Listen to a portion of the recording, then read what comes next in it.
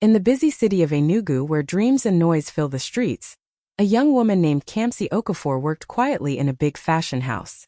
She was a junior designer, the kind of girl who arrived early, stayed late, and smiled even when no one noticed her. Her dream was simple: to one day create designs that would be worn by women across Africa. But inside that shiny office, she often felt invisible.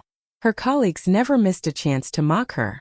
They laughed at her old shoes, whispered about her thrift store handbags, and rolled their eyes at her thick Enugu accent. Sometimes, when pressure became too much, Kamsi's eyes would fill with tears, and instead of kindness, all she received was laughter. They called her the emotional one, as if caring deeply was a flaw. But what they didn't see was the fire burning quietly inside her. Every time they laughed, she whispered to herself, "One day, I'll give them something real to talk about." She didn't know when or how, but deep in her heart, she believed her pain would one day become her power, and that belief was the only thing that kept her going. It happened on a hot Monday morning, the kind that already felt heavy before it even began. Kamsi had spent weeks working on her new fashion design for the company's big presentation. She had poured her whole heart into it, staying late after hours, skipping meals, sketching by the dim light of her phone when the power went out. Her design was bold, inspired by African queens, mixing tradition with modern beauty. It was her chance to finally prove she was more than just the quiet girl in the corner. But when her turn came to present, something strange happened. Her file wouldn't open. The entire design gone. Deleted. Kamsi's hands trembled as she searched through the folders, praying it was just a mistake. Then she looked up and saw the smirk on Chioma's face, her supervisor, the woman who had always seen Kamsi as a threat. "Maybe next time you'll back up your work," Chioma said loudly, pretending to be helpful. The room burst into laughter. Kamsi tried to speak, to explain that she had saved it the night before, but her voice broke under the weight of their mocking eyes. Someone whispered, "She's crying again." And that was it. More laughter, sharp and cruel. Each giggle felt like a slap. She stood there, frozen, her dream falling apart in front of everyone. Her heart pounded painfully, but she refused to run. She stood tall, wiped her tears quietly and whispered, "Thank you," before walking out. Her dignity was all she had left. That night, in her small apartment, she sat by the window staring at the city lights. The laughter still echoed in her head, but this time it didn't make her cry, it made her burn inside. She clenched her fists and whispered through her tears, "One day they'll remember this moment, but not for the reasons they think." She didn't know it yet, but that heartbreak had just planted the seed of her greatest comeback. That night, the rain fell hard on the roof of Kamsi's small apartment. The city outside was noisy and alive, but her little room felt like another world, quiet, lonely, and heavy with disappointment. She sat by the window, hugging her knees, watching the raindrops race down the glass. Her mind kept replaying the laughter from the office, the fake smiles, the whispers, the humiliation. It hurt so much that her chest ached. She had worked so hard, believed so deeply, and yet they had crushed her like she was nothing. For a moment she wanted to give up, to walk away from fashion, from the pain, from everything. But something inside her refused to die. A small voice whispered, "Kamsi, they haven't seen your story yet." She wiped her tears with the back of her hand, stood up slowly, and pulled out her old sketchbook, the one she hadn't touched since her mother died. The pages were wrinkled and smudged with pencil marks, but to her they still carried hope. She picked up her pencil, and as the rain continued to fall, she began to draw. Her lines were not neat this time. They were fierce, emotional, alive. Every stroke came from a place of pain and strength mixed together. She sketched bold African patterns, long flowing dresses with power in every curve, designs that told stories of women who rose after being broken. Hours passed, but she didn't notice. The storm outside started to calm, and dawn slowly crept through the window. Her eyes were tired, but her spirit was awake like never before. Looking at her sketches, she felt something new. Not sadness, not anger, but purpose. She whispered softly, "One day they will see these tears were not weakness, they were fuel." And in that quiet promise, a new version of Kamsi was born. Not the girl they mocked, but the woman who would one day make them remember her name. Weeks passed after that rainy night, and Kamsi didn't stop drawing. Every evening after work, she came home, turned on her small fan, and worked on her handmade designs. She didn't have a studio or fancy tools, Just her sewing machine, a few rolls of fabric, and endless passion. She began sharing pictures of her pieces online, posting them on social media under the name House of Eem, a tribute to her late mother, Eem, who once told her, "Crying doesn't make you weak, my daughter. Staying down does." First, her posts got almost no likes, sometimes only 1 or 2 comments, from friends who barely noticed her work. But she kept going. She styled her clothes on herself, took pictures with her phone, and used natural light from her window to make them shine. Her designs were raw, bold, and full of African soul, bright Ankara prints, flowing sleeves, and deep meanings behind every stitch. She didn't know it, but her persistence was about to pay off. One quiet Sunday afternoon, as she was scrolling through her notifications, she saw a message from a man named Mr. Lunda, a brand consultant from South Africa. Her heart skipped. He wrote, "Your designs are pure art, modern yet deeply African. I would love to discuss a possible collaboration with you." Kamsi stared at the message for a long time, unsure if it was real. People had ignored her for so long that she almost forgot what genuine appreciation felt like. She replied nervously, thanking him and agreeing to a video call. During the call, Mr. Lunda spoke warmly, praising her creativity and passion. He told her he had been searching for an authentic African designer to work with for his upcoming fashion project. "You have something special," he said. "You don't just make clothes, you tell stories." When the call ended, Kamsi sat frozen for a moment. Then she covered her mouth and cried. Not out of sadness this time, but gratitude. That one message, that one moment of recognition had just opened the door. 4 days, Kamsi couldn't stop thinking about the opportunity with Mr. Lunda. It felt like a dream knocking at her door, but fear whispered in her ear every night. What if it failed? What if she wasn't ready? What if she lost everything? She had a stable job, even if it made her miserable, and quitting it meant walking into uncertainty. But every time she remembered how they laughed at her, something inside her refused to settle. She was done being the quiet girl everyone overlooked. She wanted to build something that had her name, her story, her strength. One morning after a long sleepless night, she stood in front of the mirror, took a deep breath, and whispered to her reflection, "It's time." She wrote her resignation letter with shaking hands, but with a calm heart. When she dropped it on her supervisor's desk, Chioma raised an eyebrow. "You're quitting? To do what?" she asked mockingly. Kamsi smiled gently and replied, "To build what you said I never could." Then she walked out, her head held high. With her small savings and the support of Mr. Lunda, she began working on her dream, her own fashion brand. She named it House of Eem after her late mother, the woman who had believed in her long before anyone else did. Her mother's words echoed in her heart every day. "Crying doesn't make you weak, staying down does." Her apartment became her workshop. The floor was covered in fabric, threads, and sketches. She had no fancy machines, no team, no office, just a deep belief that her pain had a purpose. She worked through long nights stitching each dress by hand, praying over every piece.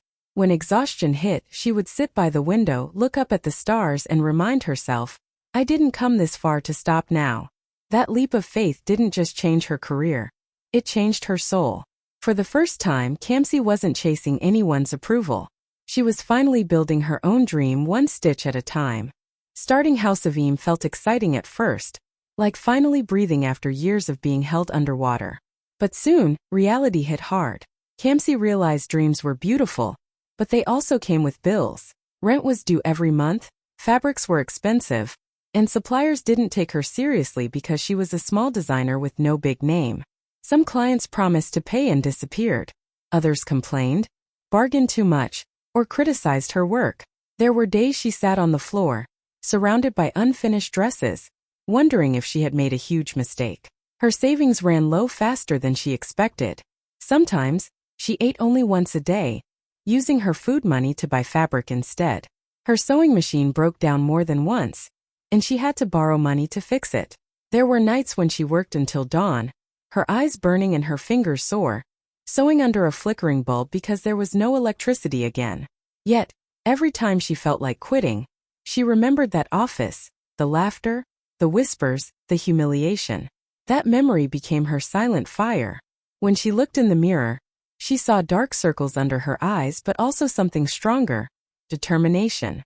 She began to smile even through the pain, Not because life was easy, but because she refused to give up. Each tear she shed while stitching reminded her of where she came from and where she was headed. Some evenings, neighbors would pass by and hear her humming softly as she worked. They didn't know that behind that small voice was a woman fighting to turn her pain into power.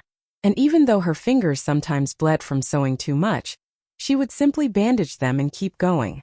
Because deep down Kamsi knew, the same people who once laughed at her tears would one day wear her designs. And that thought kept her spirit alive. One sunny afternoon, Kamsi received a message that made her heart race. A Lagos-based fashion influencer named Zuri had seen one of her Ankara designs online and loved it. She asked if Kamsi could make a custom version for an upcoming red carpet event. At first, Kamsi thought it was a joke. Zuri had millions of followers. She could wear anything from any designer. Why her? But Zuri said she admired how real and raw Kamsi's designs felt. They tell stories, she wrote. That one message filled Kamsi with both fear and excitement. For days, she worked on the dress like her life depended on it. She poured every ounce of creativity, emotion, and love into the fabric. She stitched through the night, redoing every tiny detail until it was perfect. When Zuri finally came to pick it up, she gasped. This is not just fashion, it's art, she said softly. Kamsi smiled shyly, not knowing that her whole world was about to change. A few days later, the Lagos event took over social media. Zuri walked in wearing Kamsi's bold Ankara masterpiece, a mix of gold, red, and deep African prints that shimmered under the lights. Cameras flashed non-stop. Within hours, photos of the outfit were everywhere, on blogs, news pages, and fashion accounts. People couldn't stop talking. Who designed this? Where can I buy it? Who is Kamsi Okafor? Her phone wouldn't stop buzzing. Emails, messages, and calls flooded in. Clients from Ghana, Kenya, South Africa. Even the UK wanted her designs. She sat there, staring at her screen, tears rolling down her cheeks. All those long nights, all those rejections, all that pain. It had finally turned into something beautiful. That night, as she lay in bed, she whispered softly, "Thank you, God. They laughed when I cried, but now they're calling my name." For the first time, Kamsi felt seen. Not as the girl they mocked, but as the woman who had turned her tears into a masterpiece. As Kamsi's design spread across Africa, her name started showing up everywhere. In magazines, fashion blogs, and even on TV interviews. House of Eem had become a symbol of modern African beauty, and people couldn't stop talking about her. Meanwhile, back at her old company, things were falling apart. Clients began leaving, complaining that their collections felt tired and uninspired. The same team that once laughed at Kamsi now sat around meeting tables, trying to figure out why their glow had faded. It didn't take long before her name came up in conversations. First they tried to ignore it, but as her fame grew, it became impossible. One of the managers finally said during a meeting, "Maybe we should consider working with her." Chioma, sitting at the head of the table, forced a smile, pretending not to be bothered. But deep down she felt a sting of regret. The girl she once humiliated had become the woman everyone now admired. One afternoon, as Kamsi was sketching a new design, an email notification popped up on her laptop. She opened it and froze for a moment. It was from Chioma. The subject line read, "Collaboration Proposal." Her eyes scanned the message slowly. Chioma's tone was overly polite, almost too sweet. She praised Kamsi's recent success and said the company would be honored if she could design a special collection with them. Kamsi leaned back in her chair, a soft smile forming on her lips. It was almost unreal, the same woman who once deleted her designs now asking for her creativity. She didn't reply immediately. She simply looked out the window, watching the sunset paint the city gold, and whispered, "The tables have turned." Later that evening, she drafted a calm, professional response. "Thank you for reaching out," she wrote. "I'll consider it." No bitterness. No harsh words. Just quiet power. Because sometimes silence speaks louder than revenge. And Kamsi had finally learned that success is the sweetest reply to mockery. Weeks later, the day finally came. Kamsi was officially invited to her old company as a guest consultant, the same place that once made her cry in front of everyone. As her car pulled up in front of the tall glass building, she took a deep breath. For a second, memories flashed through her mind. The laughter, the humiliation, the pain. But then she smiled. That version of her was gone. Today, she wasn't the quiet girl they mocked. She was the woman they now admired. When the driver opened her door, the air changed. Cameras clicked instantly as photographers and staff turned to look. Kamsi stepped out gracefully, dressed in an elegant royal blue African gown that shimmered under the sunlight. Her head wrap was bold. Her gold earrings danced in the breeze, and her confidence spoke louder than any words could. People stopped and stared, whispering her name like it carried power. Inside the lobby, workers who once ignored her now rushed to greet her. Some forced smiles, others bowed their heads in guilt. Kamsi walked past them politely, greeting everyone with calm grace. She didn't need to show anger. Her presence alone was a statement. The same office that once felt like a battlefield now felt like a victory ground. When she reached the conference room, the team was already waiting. The room went silent the moment she entered. Even Chioma, who used to look down on her, stood up nervously. Kamsi smiled and said softly, "Good morning, everyone." Her voice was calm, confident, and full of quiet power. As she sat down, flashes from cameras continued outside the glass walls. Everyone could see her, not as a victim but as a success story. That moment was more than just a business meeting. It was history rewriting itself. Kamsi looked around, her heart full but steady. The place that once broke her spirit now opened its doors to her with respect. She didn't need revenge. Her presence was enough, silent, strong, and unforgettable. The meeting began with forced smiles and nervous laughter. Everyone in the room tried to act comfortable, but the tension was thick enough to feel. Kamsi sat at the end of the long table, calm and composed, dressed in a soft white outfit that made her glow under the lights. Her notebook was open, her pen resting gently on the page. Across from her sat Chioma, the same woman who once deleted her designs, now pretending nothing had ever happened. "Wow, Kamsi," Chioma began, flashing a practiced smile. "We're so proud of you. You've come so far. We always knew you had potential."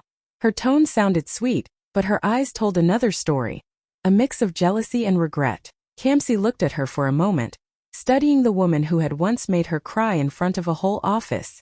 Then she smiled softly, not with anger but with quiet grace. "Thank you," she said in a calm voice. "Your laughter taught me more than your lessons ever could." The room froze. The sound of the air conditioner was suddenly louder than their breathing. No one dared to move or speak. Chioma's fake smile slowly disappeared, replaced by embarrassment. Her colleagues looked away, pretending to check their notes, but the silence spoke louder than any apology could. Kamsi didn't gloat or push further. She simply continued the meeting as if nothing had happened, talking about fabrics, new trends, and her design philosophy. Her confidence filled the room. Her words carried weight. Everyone could see that this wasn't the same girl they used to mock. When the meeting ended, people clapped lightly, more out of respect than formality. As Kamsi stood to leave, she looked around the room and smiled again. Not with pride but with peace. She had finally faced her past. Not with anger but with power. And deep down, everyone in that room knew they would never forget that moment. The day the girl they once laughed at taught them what true strength looks like. After the meeting, everyone expected Kamsi to act proud or distant, to use her success as a weapon against those who once broke her spirit. But she didn't. Instead, she carried herself with quiet grace, the kind that made people question their own hearts. The management team gathered again the next day to finalize the collaboration. When Kamsi walked in, the room fell silent. They were ready for demands or attitude, but what they got instead was kindness. She smiled warmly and said, "Before we talk business, I want to say something." Her voice was calm but full of emotion. "I didn't come back to remind anyone of my pain. I came to prove that strength can wear a smile." The words hung in the air like music, soft but powerful. Even Chioma, sitting across the table, couldn't meet her eyes. She kept fidgeting with her pen, ashamed and speechless. Kamsi continued, "Life taught me something important. Forgiveness doesn't make you weak. It makes you free. I'm not here to win against anyone. I'm here to build something that inspires others." Then she opened her laptop and presented a fair partnership proposal. She offered her designs and creative direction, but made sure everyone, even the junior designers, would benefit from the deal. Her kindness shocked them more than any revenge could have. The same people who once called her too emotional were now watching her lead with calm confidence. Her humility didn't make her smaller. It made her shine brighter. When the meeting ended, several employees quietly came up to her, thanking her for her grace and courage. Even Chioma whispered, "You're different, Kamsi. Stronger than I ever imagined." Kamsi smiled gently and replied, "We all grow, Chioma, some through pain, some through reflection." Then she walked out of the room, her head high, her heart light. She had learned that true power doesn't need to shout, it simply shines. And that day, her light filled every corner of the building that once tried to dim her. In the months that followed, Kamsi's brand, House of Eem, became more than just a fashion label. It became a movement. Her designs carried a story in every stitch, a message in every color. African women everywhere connected with her work because it wasn't just about beauty. It was about identity, confidence, and pride. Her bold Ankara gowns, flowing Kent jackets, and elegant beadwork caught attention on red carpets from Lagos to Johannesburg. Magazines called her the heart of African fashion. Orders came in from all over the world, celebrities, diplomats, and even brides wanted her creations. But what touched Kamsi the most wasn't fame or money. It was the letters she received from young girls who said her story gave them hope. Many wrote, "If Kamsi could rise after all that pain, maybe I can too." Those words reminded her why she started in the first place. Instead of keeping her success to herself, Kamsi opened a small training center under House of Eem. She began teaching young girls who couldn't afford fashion school. Some came from rural areas, some were orphans, and others were women who had once been told they'd never make it. Kamsi didn't just teach them how to sew, she taught them how to believe in themselves again. During her first class, she looked around at the eager faces and said softly, "Your tears can become your thread. Every pain you feel can shape something beautiful if you let it." The room went silent, some girls even tearing up. They saw not just a successful woman, but a living example of resilience. Soon, House of Eem became known not just for fashion, but for empowerment. Each new design carried her story, from the girl they laughed at to the woman they now celebrated. And in every stitch of fabric, in every dress that graced a runway, Kamsi wove one message: true beauty begins when pain turns into purpose. Months later, the night Kamsi had never even dared to dream of finally came. She stood backstage at the African Fashion Excellence Awards, one of the biggest nights in the continent's fashion world. Her heart was pounding, not out of fear but disbelief. She looked stunning in a gold and blue gown she had designed herself, a piece inspired by her own journey. The golden patterns represented her triumphs, while the deep blue fabric symbolized the tears that once fell silently in her small apartment. Together they told the story of her rise, pain stitched into power. When her name was announced as Designer of the Year, the crowd erupted into applause. Flashlights flickered everywhere as she walked onto the grand stage, her head held high, her smile calm but full of emotion. She could barely see through the lights, but she could feel the energy, people cheering for the same woman who once sat alone crying over broken dreams. As she held the microphone, she paused for a moment, her eyes glistening. "A few years ago," she began softly, "I was just a girl crying in a small room in Enugu, wondering if my dreams mattered. Tonight, those tears have become diamonds of success." The audience went silent, hanging on her every word. "This award isn't just mine," she continued. "It belongs to every woman who was ever told she wasn't enough. Don't let their laughter break you. Let it build you." Tears rolled down her cheeks as the crowd rose to their feet, clapping and cheering. It was more than an award, it was redemption. The girl they once mocked was now standing at the top, shining in her own light. As she stepped off stage, Kamsi looked up at the bright lights above her and smiled through her tears. In that moment she realized, her story wasn't just about fashion. It was about faith, courage, and every broke. After the award ceremony, as the crowd began to clear and photographers packed up their cameras, Kamsi stepped outside to breathe in the cool night air. The lights of Lagos sparkled all around her, and for the first time in years, she felt truly at peace. She had made it, not just to success but to healing. As she turned to leave, she heard a soft, familiar voice behind her. "Kamsi." She turned around slowly. It was Chioma. The same woman who once mocked her tears and destroyed her work now stood before her with trembling hands and teary eyes. Her once confident posture was gone. She looked smaller, humbled, human. For a moment time froze between them, the past and the present staring at each other in silence. Chioma took a shaky breath and said, "Kamsi, I'm sorry. For everything. I didn't realize how much I hurt you. I was jealous, and I let my pride control me." Her voice cracked, and she lowered her head in shame. Kamsi looked at her quietly. She could still remember those painful days, the laughter, the humiliation, the lonely nights. But standing there now, she felt something stronger than anger. Peace. She smiled softly and said, "You don't owe me anything, Chioma. Life already balanced the scales." Chioma looked up, eyes wide, unable to believe the kindness in Kamsi's voice. "You really forgive me?"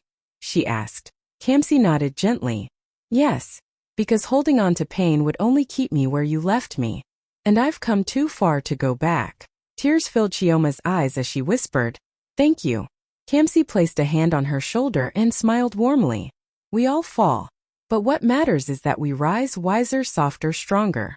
As Chioma walked away, wiping her tears, Kamsi watched her disappear into the crowd. The night breeze brushed against her face, and she closed her eyes with a deep sigh of gratitude. Forgiveness, she realized, was the final thread that completed her masterpiece, the one woven not with fabric, but with grace. That night, Kamsi stood on the balcony of her penthouse, looking out over the glittering city that once made her cry. The cool evening breeze brushed against her skin, carrying memories of long nights, silent tears, and the cruel laughter that once echoed in her ears. Now that same city glowed with billboards and magazines showcasing her designs, Househelp written in elegant gold letters everywhere she looked. It felt like the universe itself had turned her pain into beauty. She held a cup of tea in her hands and smiled softly. It wasn't the kind of smile that came from pride or revenge. It was peace, deep and quiet. She remembered those nights she sat alone, promising herself that her tears would one day mean something. And now they had. Looking at the city lights below, she whispered, "They mocked my tears, but I returned laughing with power." Her voice trembled with emotion. This laughter wasn't loud, it was calm, healing, the kind that comes after you've survived everything meant to break you. She took a deep breath, watching the traffic lights twinkle like stars on the ground, and let out a soft laugh that came straight from her soul. She didn't need to prove anything anymore. The girl they laughed at had become the woman they now celebrated, and that, she knew, was the sweetest laughter of all.